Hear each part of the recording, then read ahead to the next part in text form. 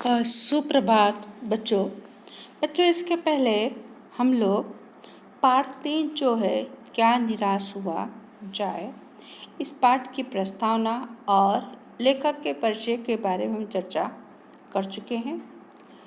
आज हम पाठ शब्दार्थ और मुहावरे के द्वारा चर्चा करेंगे। तो बच्चों इस पाठ के जो लेखक हैं हजारी प्रसाद द्विवेदी। कौन है? हजारी प्रसाद द्विवेदी हिंदी के श्रेष्ठ निबंधकार। और यह जो पाठ है क्या निराश हुआ जाए, यह निबंध के स्वरूप में लिखा गया है कि आज हमारे समाज में अनेक बुराइयां आ गई हैं। झूठ, बेईमानी, धोखेबाज, भ्रष्टाचार आदि घटनाएं देखे तक कि समाचार पत्रों अखबार से भरे रहते हैं, लेकिन इसका अर्थ यह नहीं है कि समाज में अच्छी बातें नहीं हो रही हैं। समाज में अच्छे तत्व आज भी बचे हुए हैं, इसलिए हमें अपने जीवन में कभी निराश या उदास नहीं होना चाहिए। ओके, तो यहाँ पर हम देखते हैं कि हजारी प्रसाद द्विवेदी का जन्म सन 1907 ईस्वी और उनका निधन, उनका स्वर्गवास 1979 ईस्वी। आचार्य हजारी प्रसाद द्विवेदी का जन्म बलिया उत्तर प्रदेश जिले के दुबे का छपरा नामक गांव में हुआ था। पारिवारिक परंपरा अनुसार संस्कृत का अध्ययन शुरू करके उन्होंने हिंदी काशी विश्वविद्यालय से ज्योतिषाचार्य की परीक्षा उत्तीर्ण पास किया। कहाँ से किया? बनारस यूनिवर्सिटी से। और फिर उसके बाद गुरुदेव रविन्द्रनाथ के आश्रम में 1940 ईस्वी से 1950 ईस्वी तक हिंदी भवन के निर्देशक रहने, मार्गदर्शन वो देते रहे। उसके बाद तत्पश्चात उसके बाद काशी हिंदी विश्वविद्यालय यानी बनारस यूनिवर्सिटी एवं पंजाब विश्वविद्यालय यानी यूनिवर्सिटी चंडीगढ़ में उन्होंने हिंदी विभाग के प्रोफेसर तथा अध्यक्ष पद पर कार्य किया और उन्हें भारत सरकार ने पद्म भूषण से उनको सम्मानित भी किया। हजारी प्रसाद द्विवेदी की प्रसिद्ध जो रचनाएं हैं वह निबंधकार के रूप में, उपन्यासकार और समालोचक तथा शोधकर्ता इतिहास के रूप में प्रचलित है। उनकी रचनाएं हैं अशोक के फूल, विचार प्रवाह, कुटीज, कल्पलता आदि। निबंध संग्रह बाण भट्ट की आत्मकथा, पुनरावाह, चारुचंद्र लेख, अनाम दास का पौधा, उपन्यास तथा कबीर सूरदास, हिंदी साहित्य का आदिकाल, साहित्य सर्जर, हिंदी साहित्य उद्भव और विकास, हिंदी साहित्य की भूमिका आदि आलोचना तथा इतिहास ग्रंथ है। तो इनकी जो यहाँ पर हम देखते बच्चों कि प्रस्तावना में कि लेखक कहते हैं कि क्या निराश हुआ जाए, यह पाठ निबंध के रूप में लेखक ने हमें समझाया है कि समाज में, भारतीय समाज में व्याप्त ने फैला हुआ अनाचार ने खराब केवल बाहरी स्तर पर, केवल जो बाहर दिखाई देता है, वास्तव में आज लोगों में मानवीय मूल्यों को प्रति आस्था कायम है। आस्था ने विश्वास कि मानव के प्रति क्या है, जो एक विश्वास है वह विश्वास अभी उतना रह गया नहीं है। फिर भी कहीं न कहीं लोगों में हमें विश्वास देखने को मिलता है। अपने जीवन में घटित हुई घटनाओं के द्वारा बताया है कि हमें निराश नहीं होना चाहिए, अपितु हमें जीवन के प्रति आस्थावान बने रहना चाहिए। कि लेखक बता रहे हैं कि जीवन में ऐसी बहुत सारी घटनाएं घटित होती हैं, लेकिन उस घटनाओं को ध्यान में रखकर हमें कभी निराश नहीं होना चाहिए। हमें हमेशा विश्वास रखना चाहिए, आस्था बनाए रखनी चाहिए। ओके, फिर यहाँ पर देखते हैं कि लेखक कहना ये चाह रहे हैं कि मेरा मन कभी कभी बैठ जाता, मुहावरा है मन बैठ जाना यानी मन उदास होना। कि लेखक का मन क्यों बैठ जाता है, प्रश्न दिमाग में उठता है। तो लेखक का मन इसलिए बैठ जाता है क्योंकि समाचार पत्र में ठगी, डकैती, चोरी, तस्करी और भ्रष्टाचार के समाचार भरे रहते हैं। आरोप प्रत्यारोप का कुछ भी ऐसा वातावरण बन गया है कि लगता है देश में कोई ईमानदार आदमी ही नहीं रह गया है। हर व्यक्ति संदेह की दृष्टि से क्या हो रहा है, देखा जा रहा है। जितने ही ऊंचे पद पर उनमें उतने ही दोष अधिक से अधिक दिखाए जा रहे हैं। यानी कहने का तात्पर्य है कि लेखक कह रहे हैं कि जब मैं समाचार पत्र पढ़ता हूँ या देखता हूँ तो समाचार पत्र किससे भरे पड़े हुए हैं। समाचार पत्र में ठगी है, डकैती है, चोरी है, तस्करी है। तस्करी का मतलब ही हुआ चोरी करना, ओके। और इन सभी से भरे पड़े हुए और आरोप प्रत्यारोप सब एक दूसरे पे क्या कर रहे हैं, आरोप लगा रहे हैं। ऐसा वातावरण बन गया है। देश में ऐसा देख के लगता है कोई ईमानदार व्यक्ति नहीं है। और जो व्यक्ति जितने ऊंचे पद पर है उन सभी के लोग कौन सी दृष्टि से देख रहे हैं, संदेह यानी शंका की निगाह से देख रहे हैं बराबर। और सब एक दूसरे पर आरोप लगाए जा रहे हैं। यह सब देखकर लेखक का मन क्या होता है, बैठ जाता, उदास होता है, ओके। फिर नेक्स्ट देखते हैं कि नेक्स्ट पैराग्राफ में कि एक बहुत बड़े आदमी ने मुझसे एक बार कहा था कि इस समय सुखी वही है जो कुछ नहीं करता। जो कुछ करेगा उनमें लोग दोष खोजने लगेंगे, उनके सारे गुण भुला दिए जाएंगे और दोषों को बढ़ा चढ़ा कर दिखाया जाने लगेगा। दोष किसमें नहीं होते। यही कारण है कि हर आदमी दोषी अधिक दिख रहा है, गुणी कम या बिल्कुल ही नहीं। हालात अगर ऐसा ही है तो निश्चय ही चिंता का विषय बन जाएगा। कि लेखक कह रहे हैं कि बहुत बड़े आदमी ने मुझसे एक बार कहा था कि इस समय सुखी वही हैं जो कुछ नहीं करते हैं। तो यह सुनकर लेखक को थोड़ा आश्चर्य लगा कि ऐसा क्यों। तो उसने कहा कि अगर कोई कुछ करता है तो लोग क्या करते हैं, उसमें कमियां, उसमें दोष ढूंढने लग जाते हैं और उस व्यक्ति के दोष कमियों को देखते हैं, लेकिन उसके सारे गुण को क्या करते हैं, भुला देते हैं और उसके कमियों को, उसको दोषों को बढ़ा चढ़ा करके लोगों के सामने रखा जाता है। और देखा जाए तो दोष किसमें नहीं है। यही कारण है कि हर आदमी दोषी अधिक दिख रहा है, गुणी कम या बिल्कुल ही नहीं। अगर ऐसा ही हालात रहा कि लोगों का दोष दिखाया जाएगा तो क्या होगा, एक चिंता का विषय बन जाएगा। तो फिर आगे लेखक कह रहे हैं कि क्या यही भारतवर्ष है जिसका सपना तिलक और गांधी ने देखा था कि देश की आज़ादी के लिए इन महान विभूतियों ने अपना बहुत बड़ा योगदान दिया, बराबर। कि आने वाले समय हमारा देश क्या करेगा, तरक्की करेगा, आगे बढ़ेगा। लेकिन यह सब हमारे महान विभूतियों ने कभी सोचा नहीं था कि तिलक और गांधी का क्या यही सपना है कि लोगों में कमियां देखी जाए और बढ़ा चढ़ाकर बताया जाए, दिखाया जाए। रविन्द्रनाथ ठाकुर और मदन मोहन मालवीय का महान संस्कृति सभ्यता भारतवर्ष किसी अतीत के घोर में डूब गया है कि जो सपना तिलक और गांधी, रविन्द्रनाथ ठाकुर और मदन मोहन मालवीय अपनी भारतीय संस्कृति को लेकर के आगे बढ़े थे, क्या भारतीय संस्कृति की सभ्यता आज क्या हो रही है, घोराने गड्ढे में जा रही है और डूब रहा है। लेकिन इसी भारत की भूमि पर आर्य और द्रविड़, हिंदू और मुसलमान, यूरोप और भारतीय आदर्शों की मिलन भूमि, जिसे महामानव समुद्र क्या सूख ही गया है। मेरा मन कहता है ऐसा हो नहीं सकता। हमारे महान मनुष्यों के सपनों का भारत है और रहेगा।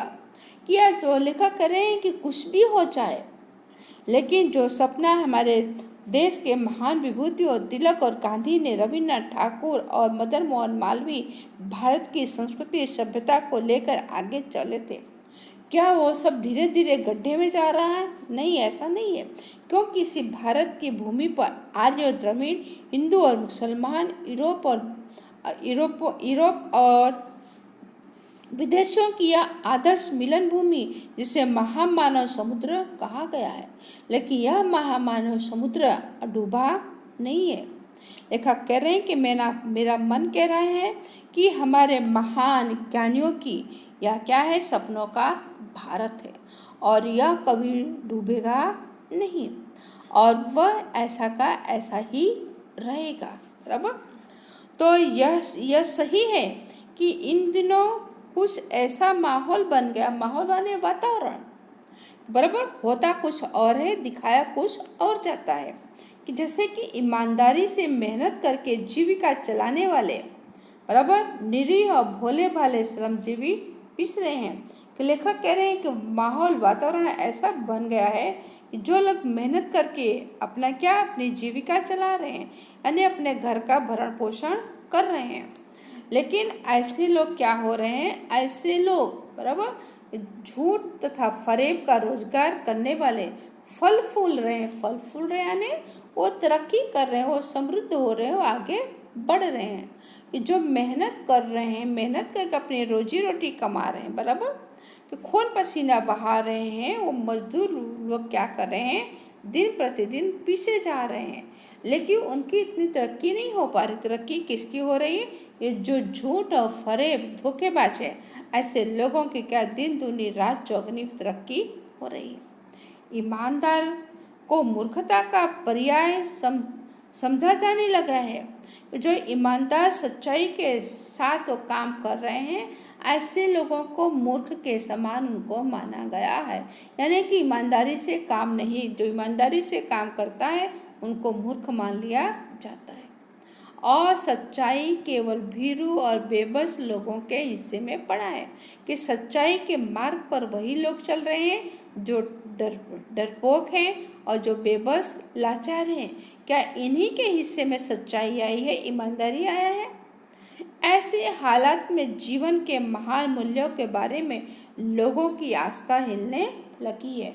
आस्था यानी विश्वास, बराबर, कि लोगों की आस्था और विश्वास क्यों हिलने लगा है, क्योंकि आजकल ईमानदारी और परिश्रम करके जीविका कमाने वाले श्रमजीवी मेहनत लोग पिस रहे हैं और जो लोग झूठ फरेब का रोजगार करने वाले फल फूल रहे हैं। इसलिए आज क्या हुआ है, महान मूल्यों के बारे में आस्था हिल गई, यानी किसी को किसी पर विश्वास रह गया नहीं है। और फिर उसके बाद आगे देखते हैं कि ये जो पैराग्राफ है यहाँ पर, कि परंतु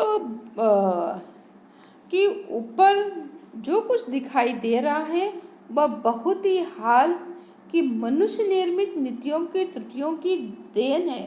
कि लेखक बता रहे हैं कि जो कुछ ऊपर बताया गया है, क्या बताया गया है ऊपर, कि समाचार पत्र में चोरी डकैती, बराबर, ये सब भरे, भ्रष्टाचार सब भरे पड़े हुए हैं, सब एक दूसरे पर आरोप प्रत्यारोप लगा रहे हैं।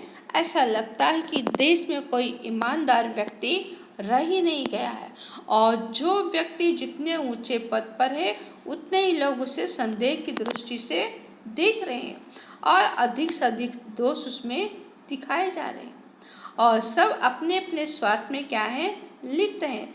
देश के हित की बातें बहुत कम हो रही है। देश और समाज की ऐसी दशा देखकर लेखक का मन क्या हो रहा है, बैठा चला जा रहा है कि कोई अपने देश के बारे में सोच रहा नहीं है।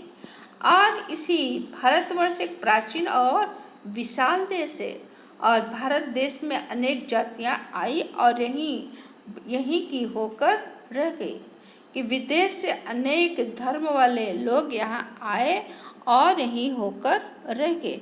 जैसे कि भारत में आर्य, द्रविड़, हिंदू, मुसलमान, यूरोप और भारतीय ये के आदर्शों की मिलन भूमि है और भारत की सभ्यता में विदेश से आई सभ्यता का भी क्या हुआ, प्रभाव पड़ा, उसका असर पड़ा है।